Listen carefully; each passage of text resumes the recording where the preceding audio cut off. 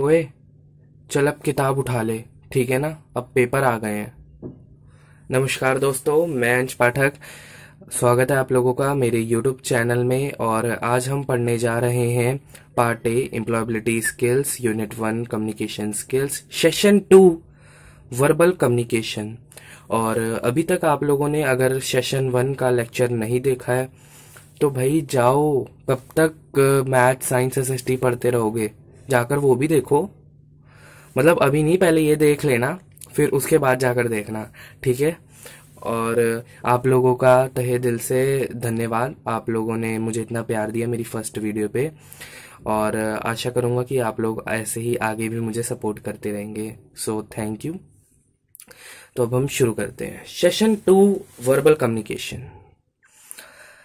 पहले हमने पढ़ा था क्या क्या कम्युनिकेशन के मेथड्स थे, अब हम पढ़ेंगे वर्बल कम्युनिकेशन।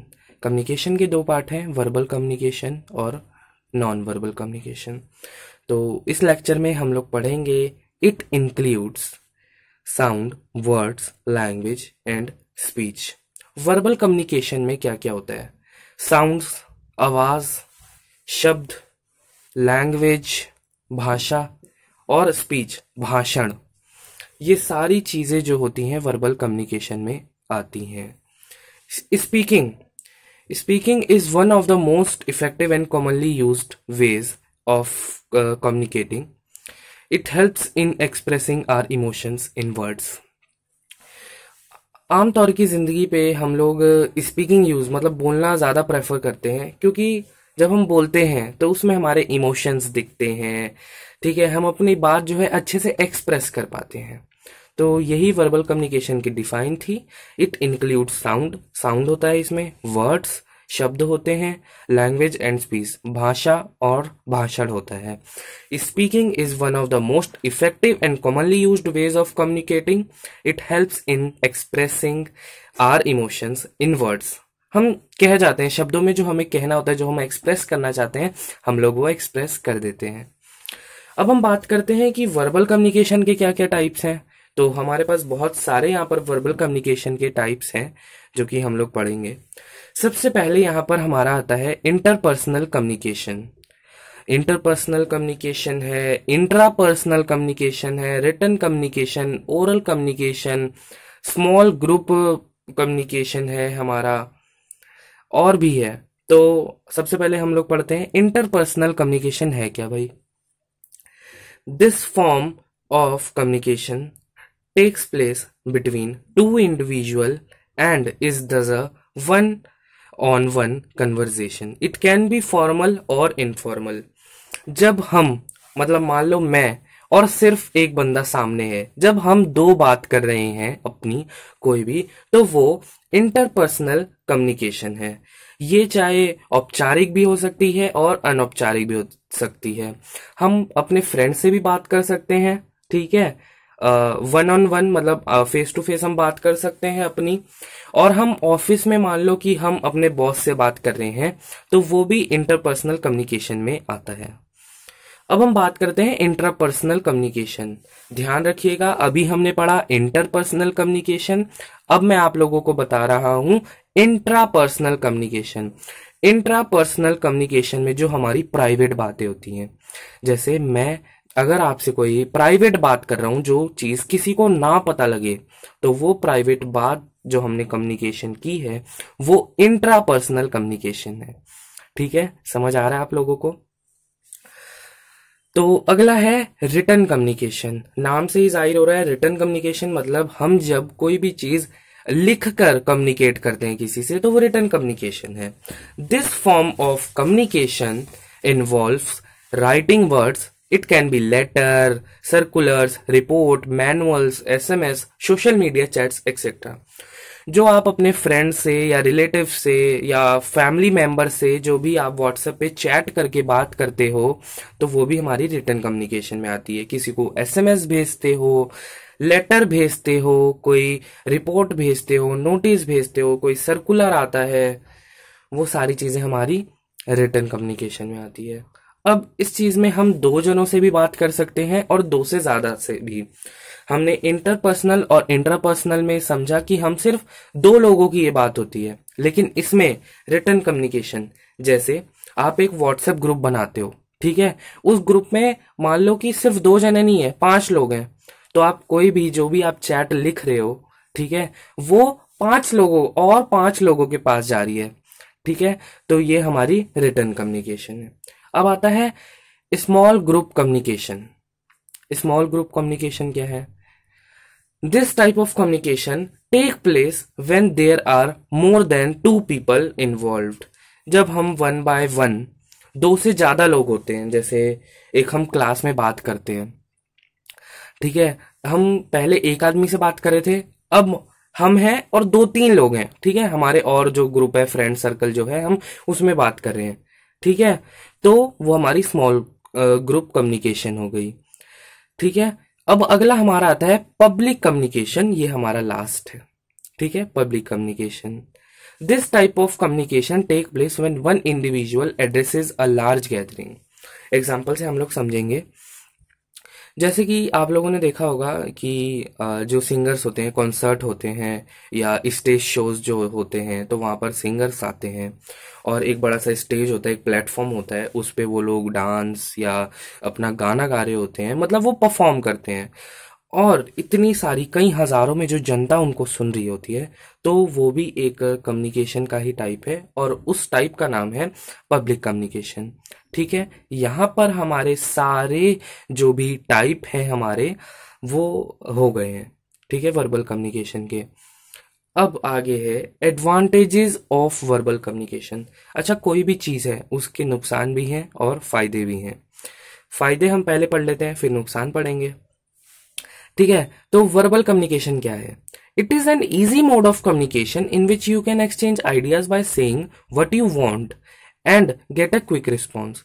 हम ये बहुत ज्यादा आसान मोड है, किसी को जो कहना है बस कह दो और उसके बदले में आपको क्विक रिस्पॉन्स मिलेगा। आप अपने इमोशंस दिखा सकते हो इस कम्युनिकेशन में, तो ये हमारा एडवांटेज है। ये बहुत इजी मोड है कम्युनिकेशन का, ठीक है, जिससे हम अपने आइडियाज एक्सचेंज कर सकते हैं, जो भी हम चाहते हैं बोलना हम उसमें बोल सकते हैं, उसको बोल सकते हैं और वो क्विक रिस्पॉन्स भी देगा सामने वाला, ठीक है, जो रिसीवर है। हमने रिसीवर वाला हमने सेशन 1 और लेक्चर 1 में हमने पढ़ ली है। अब हमने यहाँ पर फायदे पढ़ लिए, ठीक है। अब अगला है डिसएडवांटेजेस ऑफ वर्बल कम्युनिकेशन, ठीक है, फायदे हमने पढ़ लिए, अब हम नुकसान पढ़ेंगे। तो डिसएडवांटेज क्या है भाई वर्बल कम्युनिकेशन का? Since verbal communication depends on written और स्पोकन वर्ड्स, ये हम लोग जानते हैं कि वर्बल कम्युनिकेशन में क्या है, या तो बोले हुए शब्द हैं या जो हमने लिखकर किसी को भेजा है, तो वो वर्बल कम्युनिकेशन में है।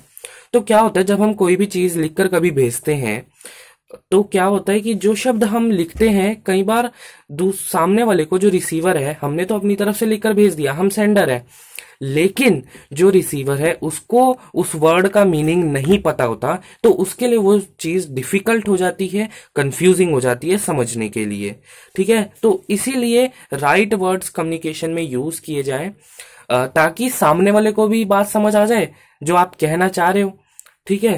तो यही हमारा डिसएडवांटेज था कि कई बार हम ऐसे शब्द यूज कर लेते हैं, ठीक है, जिनका अर्थ सामने वाले को नहीं समझ आता, बहुत ज्यादा उसके लिए डिफिकल्ट हो जाता है और कंफ्यूजिंग हो जाता है।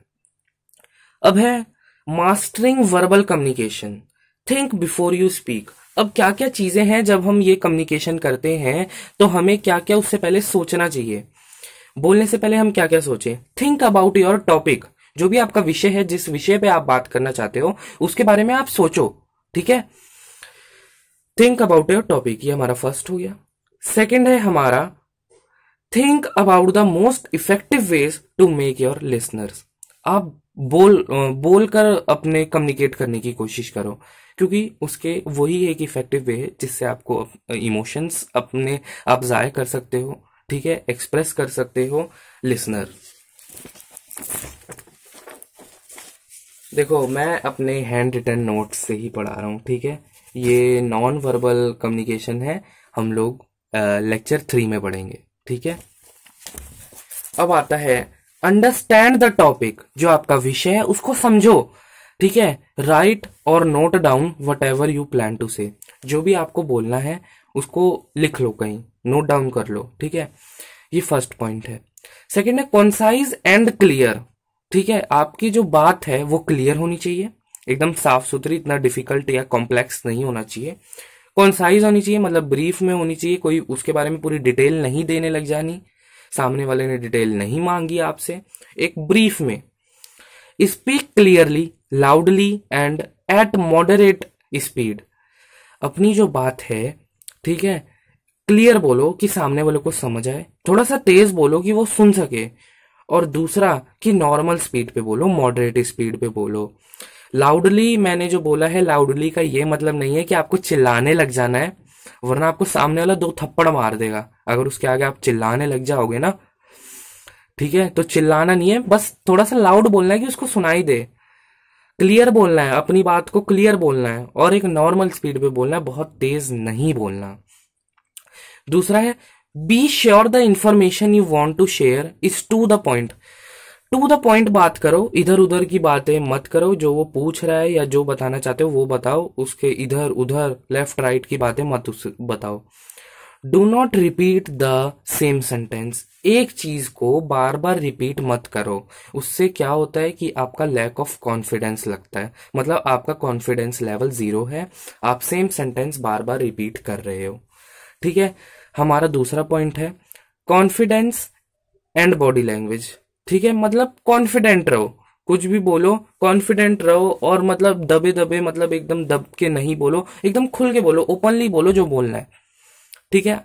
आई होप आप लोगों को समझ आ रहा हो, ठीक है। और यहां तक अगर वीडियो देख देख रहे हो तो भाई लाइक क्यों नहीं कर रहे यार, लाइक करो, शेयर करो, कमेंट करो, ठीक है। और हाँ, अगर चैनल पे नए हो तो भाई सब्सक्राइब करना मत भूलना, और बेल आइकन भी प्रेस कर ही देना, ठीक है, ताकि जब भी ऐसी जबरदस्त वीडियो आए तो आपको नोटिफिकेशन मिल जाए। अगला है बी कॉन्फिडेंट, वही है कि कॉन्फिडेंट रहो, अपना लैक ऑफ कॉन्फिडेंस मत शो होने दो। Maintain eye contact, stand straight and be attentive, जब आप बात करो किसी से तो उसकी आंखों में आंख डालकर बात करो, ठीक है, और आई कांटेक्ट रखो, मेंटेन आई कांटेक्ट, उसके बाद सीधे खड़े रहो, ऐसे झुक के नहीं, थके से नहीं, एकदम टाइट खड़े रहो, ठीक है। Maintain eye contact, stand straight और बी अटेंटिव, मजबूत रहो, मतलब अटेंटिव रहो, जो कह रहा है वो उसकी सुनो, और बी फ्रेंडली, लास्ट है ये हमारा, बी फ्रेंडली, जो बोलना है भाई खुल के बोलो, ठीक है, इतना घुमा फिरा के बात मत बोलो कि उसको समझ ना आए। तो भाई यही था आज का हमारा सेशन, ठीक है। और भाई लाइक शेयर एंड कमेंट करना मत भूलना, ठीक है। और अगर पहली बार मेरी ये वीडियो देख रहे हो तो सब्सक्राइब कर दो, ठीक है, क्योंकि ऐसी धमाकेदार वीडियो आने वाली हैं, आगे आती रहेंगी, और बेल आइकन भी प्रेस कर देना। बाकी बहुत जल्द फिर मिलता हूँ आपसे लेक्चर 3 के साथ, जो कि हमारा होगा नॉन वर्बल कम्युनिकेशन। अभी के लिए बाय बाय दोस्तों।